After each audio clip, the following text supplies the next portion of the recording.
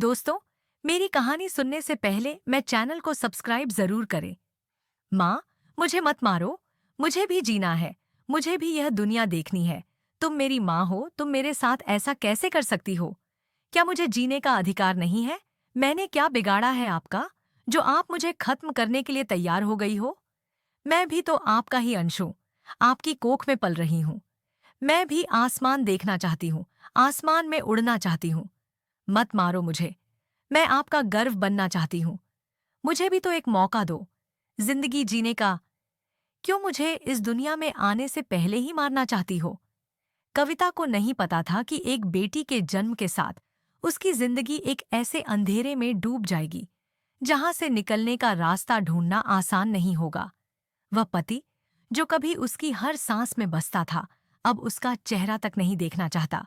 वह सास, जो उसे घर की लक्ष्मी कहकर पुचकारती थी, अब उसे कलंकिनी कहकर ताने मारती है। अस्पताल के ठंडे बेड पर लेटी कविता अपनी उस खुशहाल जिंदगी को याद कर रही थी, जो अब एक दूर का सपना लगता था। उसकी आंखों में आंसुओं की धुंध थी और दिल में एक अनकहा दर्द। खुशियों का आलम। कविता की शादी को 7 महीने हुए थे जब उसे अपनी गर्भावस्था की खबर मिली। विकास, उसका पति, खुशी से झूम उठा। वह बार बार कविता का माथा चूमता, उसकी छोटी छोटी इच्छाओं को बिना कहे पूरा करता। सास ने पूरे मोहल्ले में मिठाइयां बांटी, हर किसी को बता बताकर गर्व करती, मेरी बहू गर्भवती है, हमारे घर में खुशियां आने वाली हैं। वह कविता को पलकों पर बिठाती, घर का कोई काम नहीं करने देती, हर पल उसकी तारीफ करती। बहू, तू तो हमारे घर की लक्ष्मी है, तेरे आने से इस घर में रौनक आ गई। पूरा घर उत्सव में डूबा था, मानो कोई त्योहार आ गया हो। लेकिन कविता को क्या पता था कि यह खुशी एक नाजुक कांच की तरह है, जो जल्दी ही चकनाचूर हो जाएगी। धीरे धीरे उसने नोटिस किया कि सास, ससुर और विकास की हर बात में सिर्फ बेटे का जिक्र होता। विकास कहता, जब हमारा बेटा होगा मैं उसे यह नाम दूंगा। बेटी का जिक्र कभी नहीं आता। सास भी हर बार यही दोहराती, मेरा पोता इस घर की शान बढ़ाएगा। एक दिन सास बाजार से ढेर सारी शॉपिंग लेकर आई। नीले रंग के कपड़े, खिलौने, सब कुछ पोते के लिए। कविता ने हल्के से कहा, माँ जी, अगर पोती हुई तो? सास का चेहरा एकदम से कठोर हो गया। उसने कविता को घूरते हुए कहा, यह बात दोबारा मत कहना। होगा तो पोता ही, वरना तुझसे बुरा कोई नहीं होगा। कविता ने यह बात विकास को बताई, लेकिन उसने सास का साथ देते हुए कहा, माँ सही कह रही है, बस भगवान से बेटा मांगो। कविता का दिल डर से कांपने लगा। वह सोचने लगी, क्या मेरी बेटी को इस घर में जगह नहीं मिलेगी? 9वां महीना डर और बेचैनी में बीता। वह हर रात प्रार्थना करती, हे भगवान, मुझे बेटा देना, नहीं तो मेरा क्या होगा? उसका मन बार बार उसकी अजन्मी संतान से बात करता, तुम जो भी हो, मेरे लिए अनमोल हो। बेटी का जन्म और बदलता माहौल। डिलीवरी का दिन आया। कविता ने एक सुंदर फूल सी बेटी को जन्म दिया। उसकी नन्ही हथेलियां, उसकी मासूम आंखें, मानो कविता के दिल में एक नया सूरज उगा रही थीं। नर्स ने उसे बधाई दी, बेटी, तुमने तो बहुत सुंदर बच्ची को जन्म दिया है। लेकिन कविता की खुशी पल भर में काफूर हो गई जब उसे पता चला कि सास, ससुर और विकास बिना बच्ची को देखे अस्पताल से चले गए। उनकी खुशी मातम में बदल चुकी थी। कविता की आंखों में आंसू और डर दोनों थे। वह समझ चुकी थी कि अब उसकी जिंदगी पहले जैसी नहीं रहेगी। घर लौटने पर सास ने ताने शुरू किए, आ गई मनहूस को लेकर। मुझे पता होता कि तू बच्ची पैदा करेगी तो इसे कोख में ही मरवा देती। हमारे खानदान का नाम डूबा दिया। कलंकिनी, तुम दोनों नौकरों के कमरे में रहो। विकास खामोश तमाशा देखता रहा। वही विकास, जो कभी कविता के लिए दुनिया लाने को तैयार था, अब उसकी बेटी को देखना तक नहीं चाहता। कविता अपनी मासूम बेटी को गोद में लेकर नौकरों के कमरे में चली गई। उसका दिल रो रहा था। वह सोच रही थी, पहले यही सास मुझे लक्ष्मी कहती थी और आज मनहूस। क्या मेरी बेटी का कोई कसूर है? ताने और दूसरा गर्भ। कविता की बेटी 8 महीने की हो गई। उसकी मासूम मुस्कान कविता की जिंदगी की एकमात्र रोशनी थी। लेकिन सास और विकास के ताने कम नहीं हुए। हर दिन उसे अपमान सहना पड़ता। एक दिन सास ने साफ कहा, तू इस बच्ची में लगी रहेगी या दूसरा बच्चा पैदा करेगी? मुझे बेटा चाहिए। 2 महीने में प्रेग्नेंट न हुई तो अपनी बच्ची लेकर घर से निकल जा। मैं अपने बेटे की दूसरी शादी कर दूंगी। उसे लड़कियों की कमी नहीं है। कविता का दिल टूट गया। वह अपनी बेटी को देखती, जो मासूमियत से खिलखिलाती थी, और सोचती, क्या मेरी बेटी को इस घर में प्यार कभी नहीं मिलेगा? डर और दबाव में कविता ने हार मान ली। उसने सोचा, शायद बेटा हो जाए तो सब ठीक हो जाए।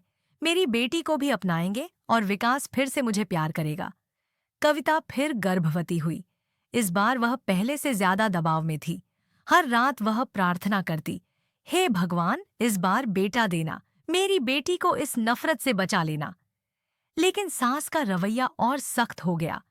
3 महीने बाद सास ने कहा, कविता तैयार हो जा, अस्पताल चलना है। मुझे पता करना है कि तेरे पेट में लड़का है या लड़की। अगर लड़की हुई तो उसे कोख में ही खत्म कर दूंगी। कविता ने विरोध किया, माँ जी, यह गैर कानूनी है। लेकिन सास ने उसे डांटकर चुप कर दिया। कविता का मन डर और बेचैनी से भर गया। वह अपनी कोख में पल रही नन्ही जान से पहले ही दिल से जुड़ चुकी थी। उसका मन बार बार उसकी पहली बेटी की मासूम मुस्कान की ओर खींचा जाता था। वह सोचती, क्या मेरी दूसरी संतान को भी वही ताने, वही नफरत झेलनी पड़ेगी, या फिर उसे जीने का मौका भी नहीं मिलेगा? अस्पताल जाने का दिन आया। कविता ने अपनी बेटी को पड़ोस की आंटी के पास छोड़ा और सास के साथ अस्पताल के लिए निकल पड़ी। रास्ते में उसका मन भारी था। वह बार बार अपने पेट पर हाथ फेरती और मन ही मन कहती, बेटा हो या बेटी, तुम मेरे लिए अनमोल हो। मैं तुम्हें हर हाल में बचाऊंगी। अस्पताल में सास ने डॉक्टर से साफ कहा, हमें पता करना है कि इसके पेट में लड़का है या लड़की, और अगर लड़की हुई तो आप जानते हैं कि क्या करना है। डॉक्टर ने पहले कानूनी नियमों का हवाला दिया, लेकिन सास की जिद और नकद लेन देन के बाद वह मान गया। कविता को अल्ट्रासाउंड रूम में ले जाया गया। उसका दिल जोर जोर से धड़क रहा था। वह प्रार्थना कर रही थी, हे भगवान, मेरी बच्ची को बचा लेना। अल्ट्रासाउंड के दौरान डॉक्टर ने स्क्रीन पर देखा और सास की ओर मुड़कर कहा, यह लड़की है। सास का चेहरा कठोर हो गया। उसने कविता को घूरते हुए कहा, मैंने तुझसे कहा था, मुझे बेटा चाहिए। अब यह बच्ची इस दुनिया में नहीं आएगी। कविता की आंखों में आंसू छलक आए। उसने डॉक्टर से विनती की, प्लीज ऐसा मत कीजिए, ये मेरी बच्ची है, इसे जीने का हक है। लेकिन सास ने उसे चुप करा दिया और डॉक्टर को प्रक्रिया शुरू करने का आदेश दिया। कविता का मन बगावत कर रहा था। वह सोच रही थी, अगर मैंने अभी कुछ नहीं किया तो मैं अपनी बच्ची को खो दूंगी और शायद अपनी आत्मा को भी। उसने हिम्मत जुटाई और सास से बोली, माँ जी, मैं यह नहीं होने दूंगी। यह मेरी बच्ची है और मैं इसे जन्म दूंगी। आप चाहे जो करें, लेकिन मैं अपनी बच्ची को नहीं मारने दूंगी। सास गुस्से से आग बबूला हो गई और धमकी दी, अगर तूने मेरी बात नहीं मानी तो मैं तुझे और तेरी दोनों बेटियों को घर से निकाल दूंगी। कविता ने सास की आंखों में देखा और दृढ़ स्वर में कहा, ठीक है माँ जी, अगर आपको मेरी बेटियां स्वीकार नहीं तो मैं आपके घर में नहीं रहूंगी, लेकिन मैं अपनी बच्चियों को हर हाल में बचाऊंगी। उसकी आवाज में एक अजीब सा आत्मविश्वास था, जो उसकी ममता ने उसे दिया था। मायके की शरण और नई शुरुआत। कविता अपनी 8 महीने की बेटी को लेकर मायके चली गई। मायके में हालात तंग थे। उसकी माँ और कॉलेज में पढ़ने वाला भाई ही थे। माँ ने पहले समझाया, बेटी, तुझे सास और पति के खिलाफ नहीं जाना चाहिए था। अब तेरा और तेरी बेटियों का क्या होगा? बड़ी मुश्किल से तो तेरी शादी की थी। कविता का दिल भारी हो गया। वह सोचने लगी, क्या मैंने गलत किया? तभी उसका भाई आया और बोला, माँ, दीदी ने सही किया। मैं हूं ना इनका मामा। मैं अपनी भांजियों का ख्याल रखूंगा, पढ़ाई के साथ काम करूंगा। कविता की आंखों से आंसू छलक पड़े। उसने कहा, भाई, तूने इतना कह दिया, मुझे बहुत हिम्मत मिली। मैं तुम दोनों पर बोझ नहीं बनूंगी, बस मुझे सर पर छत चाहिए। कविता की माँ ने उसका हाथ थाम कर कहा, बेटी, हमारा घर छोटा है, लेकिन यहाँ प्यार की कमी नहीं। तू और तेरी बेटियां यहाँ हमेशा स्वागत हैं। कविता ने उसी दिन ठान लिया कि वह अपनी बेटियों के लिए एक नई दुनिया बनाएगी। उसने पड़ोस की एक सिलाई की दुकान में काम शुरू किया। सिलाई का काम उसे पहले से आता था, क्योंकि शादी से पहले वह गांव में छोटे मोटे कपड़े सिलती थी। सुबह वह अपनी बेटी को माँ के पास छोड़ती और काम पर चली जाती। दिन भर सिलाई मशीन चलाने के बाद वह थककर चूर हो जाती, लेकिन अपनी बेटी की मुस्कान देखकर उसकी सारी थकान गायब हो जाती। इधर विकास और उसकी माँ ने कविता और उसकी बेटियों को भुला दिया।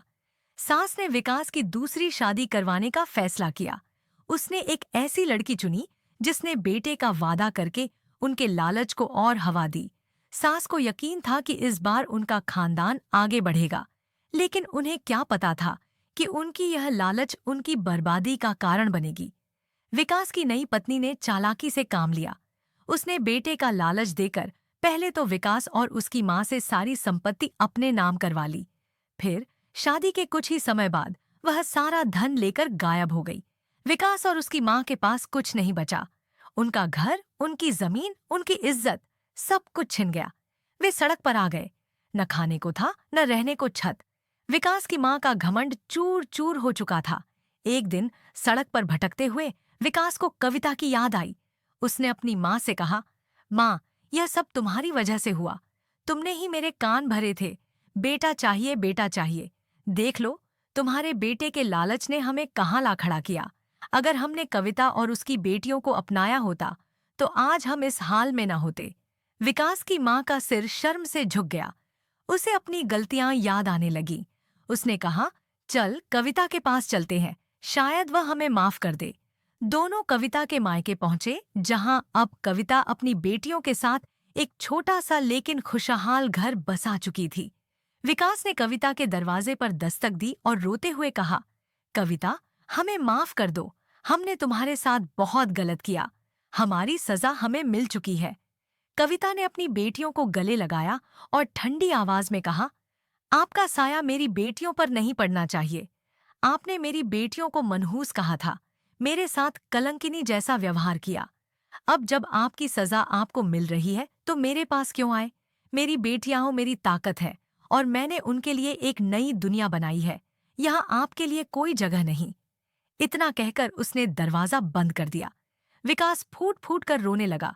उसने अपनी माँ की ओर देखा और कहा, माँ, तुम्हारे कारण मेरा बसा बसाया घर बर्बाद हो गया। विकास की माँ खामोश थी। उसका चेहरा पछतावे से भारी था, लेकिन अब कुछ नहीं हो सकता था। उनके कर्मों की सजा उन्हें मिल चुकी थी।